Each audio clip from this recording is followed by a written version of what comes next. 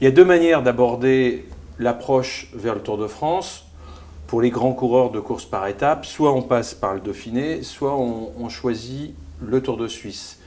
Il n'y a pas de plan C, hein. C'est soit l'un, soit l'autre. Si, il y a la Route du Sud éventuellement. Il y a la Route du Sud. On peut faire d'ailleurs Dauphiné Route du Sud. On peut aussi faire Dauphiné Route du Sud, ça c'est déjà produit, on l'a déjà fait nous par le passé avec un bon nombre de coureurs. Ça marche aussi plutôt bien. Le Tour de Suisse, c'est 10 jours de course plus près du Tour de France. Après, c'est une question de timing par rapport à l'ambition du coureur, par rapport au Tour. Ça veut dire que s'il est en retard, il a plutôt intérêt à aller au Tour de Suisse ? Ou il peut faire le Dauphiné et la Route du Sud. Mais vous avez des coureurs qui ont envie d'une certaine tranquillité. Par exemple, Thibaut Pinot, l'année dernière, avait découvert le Tour de Suisse en ne sachant pas encore s'il irait sur le Tour de France. Et le Tour de Suisse lui a plu parce qu'il a trouvé que c'était un bon timing par rapport au Tour de France.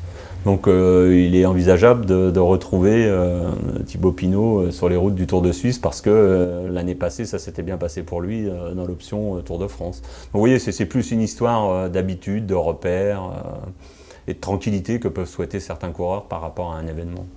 Puis il y a aussi les effets de mode, non ? Quand on voit que certains coureurs passent par le Tour de Suisse et ont ensuite de bons résultats sur le Tour de France, je pense là plutôt aux grands leaders, on n'a pas envie aussi d'adopter... Effet de mode, mais en même temps, on en a beaucoup qui reviennent sur le Dauphiné, donc il n'y a pas de règle. Hein.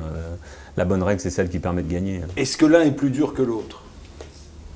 Le Dauphiné est peut-être plus concentré en montagne, mais plus loin du Tour. Et le Tour de Suisse est plus long en nombre de jours de course, mais sans doute plus tranquille au niveau de la pression extérieure.